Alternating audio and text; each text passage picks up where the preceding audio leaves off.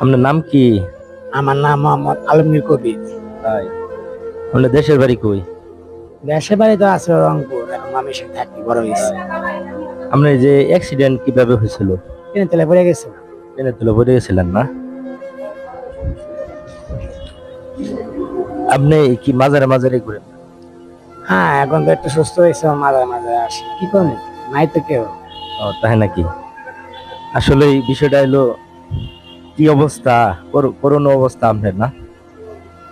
এই অবস্থা দেখে নিতে হবে, আল্লাহ আজকে কষ্ট করতেছি। এটা যদি আল্লাহ খুশি থাকলে আপনিও খুশি। আমি তো খুশি থাকবার চাই, কিন্তু আমার তো কিছু নাই, মা বাবা কেউ নাই। আল্লাহ ভরসা, মানুষের কিছুই নাই, কিন্তু তার তো আল্লাহ আছে। আল্লাহ তো আছে, আল্লাহ তো আল্লাহ তো আপনার প্রতি রহম করছে। আল্লাহ উসিল্লা মানুষের তো ভালো হয়েছে। তাই নাকি? আপনি কি সকালে কিছু খাইছেন? আমি সকালে কিছু খাই নাই।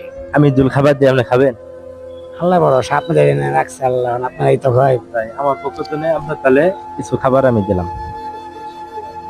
দেখেন এই লোকটার কি অবস্থা, হাত নাই পা নাই, ট্রেনে অ্যাক্সিডেন্ট হয়ে সে মারা গেছে। কি সে অনেক কষ্টের মধ্যে আছে। হ্যাঁ, সে মাজারে মাজারে ঘুরে ইনকাম করে সে খাওয়া দাওয়া করে। সবাই ওনার জন্য দোয়া করবেন, আমার জন্য দোয়া করবেন।